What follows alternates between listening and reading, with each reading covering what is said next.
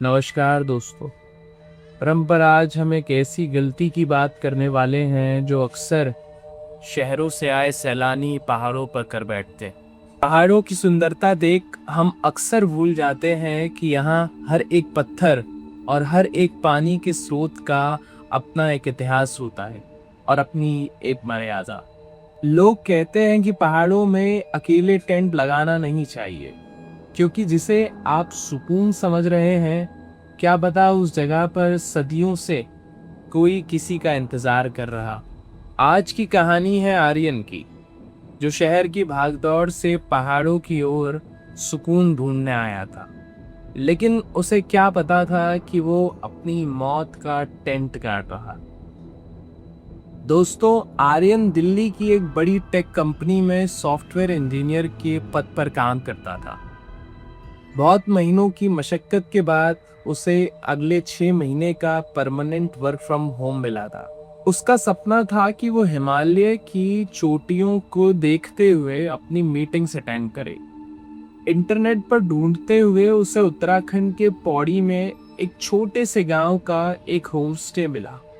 जब वो वहां पहुंचा तो उसे पता चला कि उसका कमरा मेन रोड से करीब 300 मीटर नीचे सीढ़ी उतर कर है।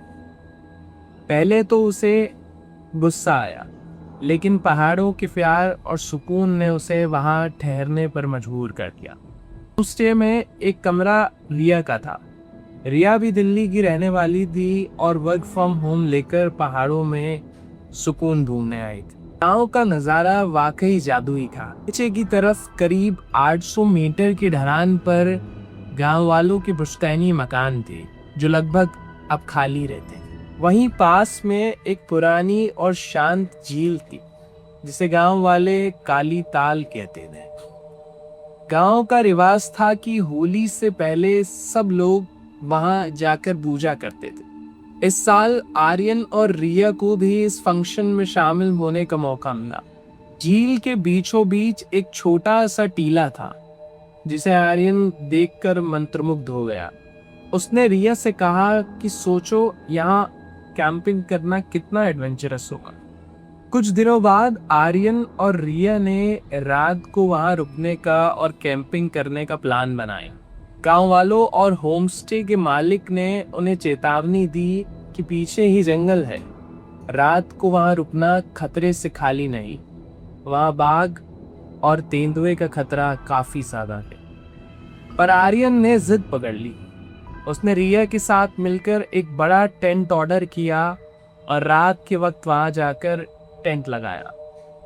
वो अपने साथ मार्केट से कुछ खाने पीने का सामान ले गए थे, जिसे उन्होंने खाया और रात 11 बजे सो गए।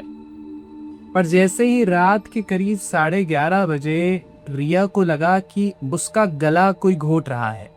रिया को सांस आना बंद हो गया और उसकी आंखें जैसे बाहर आने लगी थी। आर्यन घबरा गया और वो जैसे ही टेंट के बाहर लोगों से मदद मांगने निकला तो उसने देखा कि रिया के दोनों जूते आग में जल रहे हैं और झील के बीचों बीच एक काली परछाई खड़ी है, जो धीरे धीरे उस टीले के पीछे ओझल बू रही थी। उस परछाई को देखकर आर्यन चुपचाप टेंट में वापस आकर सो गया। अगली सुबह जब वो उठे तो उन्होंने देखा कि रिया के गले पर उंगलियों के निशान थे, जैसे किसी इंसान ने उसका गला खोल दिया। रिया और आर्यन काफी डर गए थे। उन्होंने अपना टेंट तुरंत पैक किया और होमस्टे की तरफ भाग गए। रिया ने वहां पहुंचते ही होमस्टे के मालिक को पूरा किस्सा बताया। उसने बदले में जवाब दिया कि ऐसी कोई घटना आज से पहले वहां नहीं हुई है, शायद ये आपका भ्रम होगा। दोस्तों, ये वो पॉइंट था जब आर्यन के बिहेवियर में काफी ज्यादा बदलाव आने लगे थे। उसने रिया की फिक्र करना बिल्कुल छोड़ दिया था। उसका शरीर दिन प्रतिदिन कमजोर होता जा रहा था। उसकी आंखें अंदर धस रही थी और चेहरा पूरा पीला पड़ गया था। अब रोज आर्यन वहां जाने की और कैंपिंग करने की जिद करता था और रिया को भी अपने साथ चलने के लिए जोर देता था। अब दोनों के बीच तनाव काफी ज्यादा बढ़ गया था और रिया और उसका कलेश रोज बढ़ रहा है।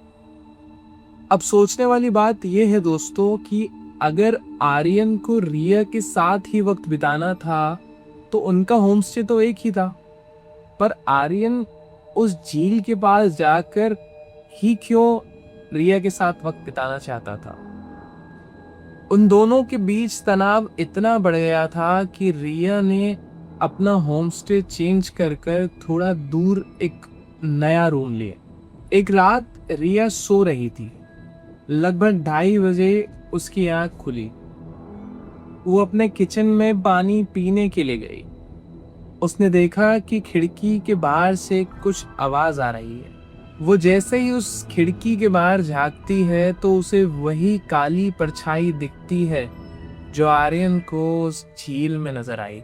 और वो ये सब देखकर इतना डर जाती है कि अपने कंबल में घुसकर भगवान का नाम लेना शुरू कर देती है और पूरी रात इस डर से सो नहीं पाती।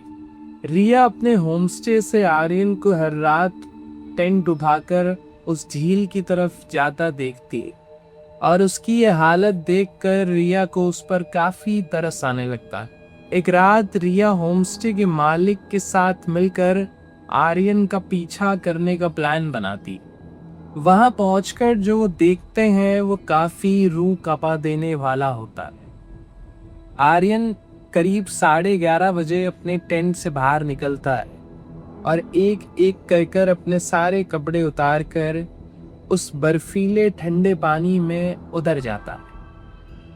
करीब 15 मिनट बाद वो दोनों देखते हैं कि वो उस टीले के पीछे से कुछ ऐसे आता है कि जैसे कुछ हुआ ही ना।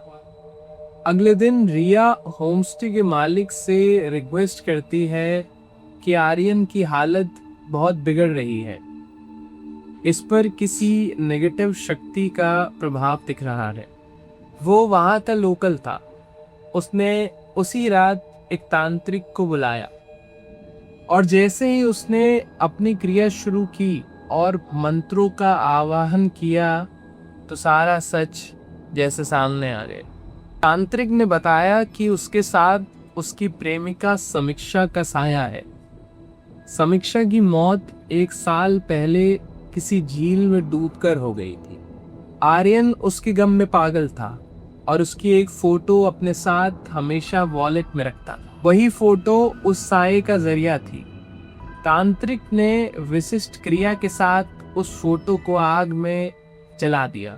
जैसे ही वो फोटो आग के हवाले हुई, आर्यन के मुंह से एक भयानक चीख निकली और आर्यन वहीं ढेर हो गया। तो दोस्तों, आर्यन की जान तो बच गई और वो दिल्ली भी वापस चला गया, लेकिन रिया और आर्यन का रिश्ता हमेशा के लिए खत्म हो गया। रिया ने उसे कभी माफ नहीं किया क्योंकि उसने रिया से इतना बड़ा सच छुपाया।